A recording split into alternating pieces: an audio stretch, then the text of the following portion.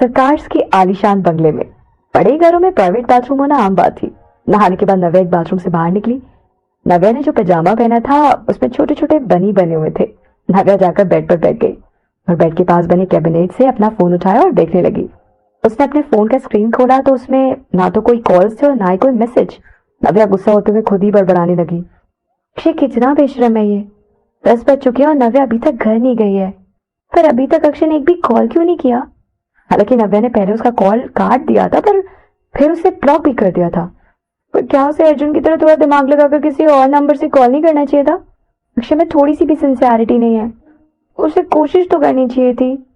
नव्या ने गुस्से में अपना फोन वापस कैबिनेट पर रख दिया।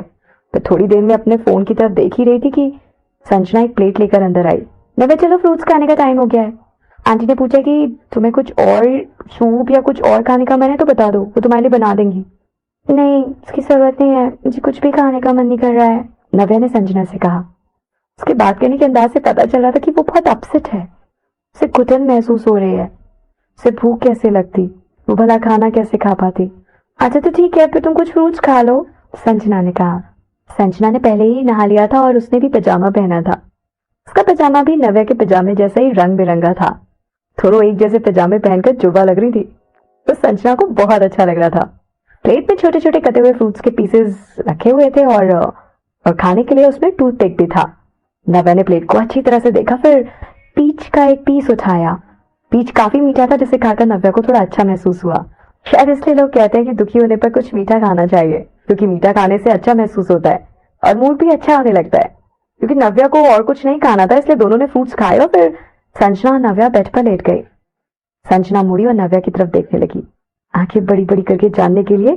उसने नव्या से पूछा कि नव्या, तुम्हारे और अक्षय के बीच में क्या हुआ, प्लीज बताओ ना। यही टाइम था खुलकर दिल की बात करने का। नव्या ने दुखी होकर कहा कि इस बार मैं कोई बात नहीं करना चाहती। नव्या चुपचाप सीलिंग की तरफ देख रही थी। उसके मन में बहुत सारी बातें चल रही थी। अक्षय इस टाइम क्या कर रहा होगा, या बाहर खेलने गया होगा, या फिर अकेले अपने बेडरूम में होगा, या फिर नव्या के घर में ना होने की वजह से वो सुकून से सो रहा होगा। खुशी मिल रही होगी ना उसे। अब उसे उसका पूरा बेडरूम मिल गया, उसे अपना बेडरूम किसी से शेयर भी नहीं करना पड़ रहा होगा। कितना खुश होगा ना वो। मन ही मन नव्या अक्षय पर गुस्सा हो रही थी और उसे वो बुरा भला कह रही थी। नव्या ने इस बारे में कुछ भी बात करने से मना कर दिया, जिसे संजना को थोड़ा अफसोस हुआ, पर उसने बात को ज्यादा बढ़ाया नहीं। उसने सोचा कि कुछ और बात करनी चाहिए, इसलिए उसने पूछा कि तो फिर तू किस बारे में बात करना चाहती है, वही बता दे। नव्या अचानक ही संजना की तरफ मुड़ी और बोली, ओह, तुम्हें तो ये बात जरूर पता होगी ना, अक्षय और अर्जुन के बीच में क्या हुआ था। दोनों के बीच किस बात पर झगड़ा हुआ था। नव्या बहुत पहले से ये बात जानती थी, पर कोई भी ये बात बताने के लिए तैयार नहीं था। नव्या को लगा क्योंकि संजना अर्जुन को पसंद करती है, शायद उससे बात बताओ। संजना ने सिर हिलाते हुए कहा कि मैं जानती हूँ उस बारे में, तो बताओ मुझे जल्दी, नव्या ने तुरंत कहा। संजना ने एक तकिया उठाया और उसे गले लगाकर आराम से लेटे हुए बोला कि उस बारे में वैसे मुझे ज्यादा कुछ नहीं पता, लेकिन इस बारे में बताने के लिए मेरे ख्याल से।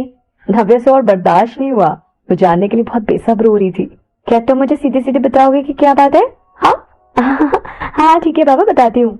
तो बात यह है कि एक लड़का था जिससे अक्षय का कुछ झगड़ा हो गया था और उसने अक्षय को गुस्सा दिला दिया था। अक्षय उस लड़के को सजा देना चाहता था और कॉलेज से एक्सपेल करवाना चाहता था, पर हुआ ये कि वो लड़का अर्जुन के घर के पास रहता था, इसलिए अर्जुन ने उस लड़के को डिफेंड किया और उस लड़के की तरफ से खुद अक्षय के खिलाफ खड़ा हो गया। पर अक्षय का गुस्सा तो तुम जानती हो, वो किसी की नहीं सुनता और कोई उससे बराबरी करे वो ये सह नहीं सकता। पर अर्जुन के एकेडमिक रिकॉर्ड्स बहुत अच्छे थे। कॉलेज ने बहुत पैसे खर्च किए थे ताकि अर्जुन इस कॉलेज में एडमिशन ले ले, और दूसरे कई अच्छे कॉलेजेस थे जो चाहते थे कि अर्जुन उन्हें ज्वाइन कर ले, इसलिए हमारे कॉलेज ने अर्जुन को एक्सपेल नहीं किया। लास्ट में बस उस लड़के को ही कॉलेज से निकाला गया, और तब से अक्षय और अर्जुन एक दूसरे से नफरत करने लगे। सारी बात बताने के बाद संजना ने नव्या से कहा कि तुम बताओ, तुम्हें नहीं लगता कि अक्षय ने कुछ ज्यादा ही कर दिया था।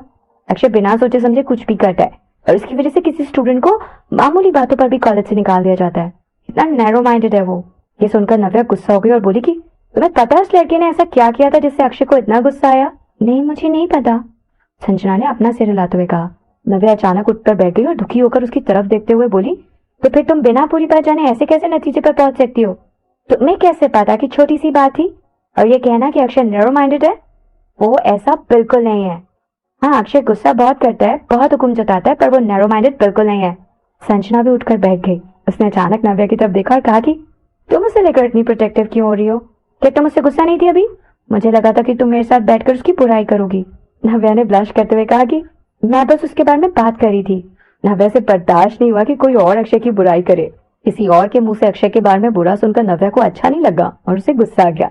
कोई अक्षय को समझता नहीं है फिर भी उसके बारे में ऐसे कैसे सोच सकता है? नव्या खासकर संजना से ज्यादा गुस्सा हो गई क्योंकि वो तो कई सालों से अक्षय को जानती थी, पर फिर भी वो कैसे नहीं समझ पाई कि अक्षय असलियत में कैसा इंसान है। नव्या थोड़े गुस्से में थी।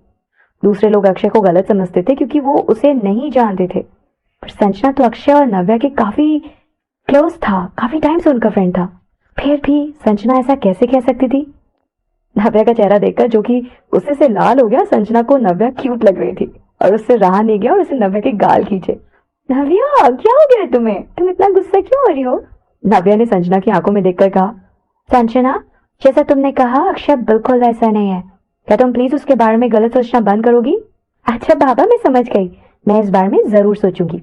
अब ठीक है, संजना ने अपनी नाक खुजलाते हुए कहा। संजना समझ गई थी कि कहीं ना कहीं उसने अर्जुन की साइड इसलिए ली क्योंकि वो उसे पसंद करती थी। संजना ने उसे खींच कर लिटा दिया और कहा कि एक्चुअली लड़के कभी कभी ऐसे बचपना देते हैं, कभी कभी छोटी छोटी बातों को नजरअंदाज करते हुए उन्हें समझने की कोशिश नहीं करते। अर्जुन ने कुछ गलत नहीं किया, वो बस अपने दोस्त को बचाने की कोशिश कर रहा था। अगर वो लड़का गलत था भी तो इसका ये मतलब नहीं कि उसे एक्सपेल करवा दो। फिर हाई से एक्सपेल होने में सिर्फ बेइज्जती ही नहीं बल्कि उसे कहीं एडमिशन नहीं मिलता। नव्या ने संजना की बात का जवाब नहीं दिया और बस अपने सिर घुमाकर अपने फोन की तरफ देखने लगी। अचानक उसके फोन की घंटी बजी। वो बस मैसेज नोटिफिकेशन था। नव्या की खुशी का ठिकाना नहीं रहा और वो झट से अपना फोन उठाने के लिए आगे बढ़ी। नव्या के ऐसे अचानक हिलने की वजह से संजना डर गई। खुद को संभालते हुए संजना ने कहा कि नव्या, क्या कर रही हो तुम? ऐसे अचानक कूद कर तुम मुझे डरा रही हो यार। क्या हुआ, तुम्हारे फोन में ऐसा क्या आया है? संजना भी उठकर बैठ गई और उसने नव्या के चेहरे की मुस्कान देखी। संजना समझ गई थी कि बात क्या है।